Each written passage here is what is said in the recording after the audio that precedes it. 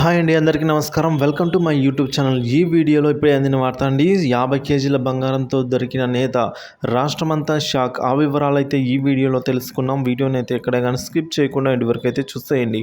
Video నచ్చినట్లయితే ఒక like చేయండి. ఇంకా సబ్స్క్రైబ్ అవునట్లయితే మన ఛానల్ని వెంటనే సబ్స్క్రైబ్ చేసుకోవడం ద్వారా నేను చేసే లేటెస్ట్ అప్డేట్ న్యూస్ ఎప్పటికప్పుడు మీ వరకు రీచ్ అవుతాయి. ఇక వివరాలకు వెళ్ళినట్లయితే ఏలూరు జిల్లాలో 16 కేజీల బంగారం, 35 కిలోల వెండిని పోలీసులు సీజ్ చేశారు. పెదపాడు మండలం కలపర్రు చెక్పోస్టు దగ్గర పోలీసులు తనిఖీ అయితే నిర్వహించారు.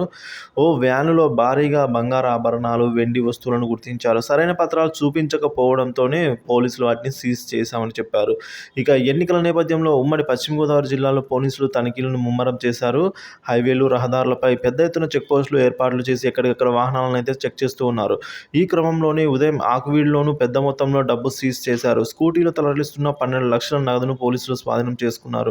పెద్దపాడు మండలం కలపర్రు వద్ద పోలీసులు పెద్ద ఎత్తున చెక్పోస్ట్ ఏర్పాటు చేశారు. తనిఖీలు చేస్తూ ఉండగా పెద్ద మొత్తంలో బంగారు, వెండి ఆభరణాలు స్వాధీనం చేసుకున్నారు. వ్యాన్లో తరలిస్తున్న వీటిని అయితే పోలీసులు పట్టుకోవడం జరిగిందండి.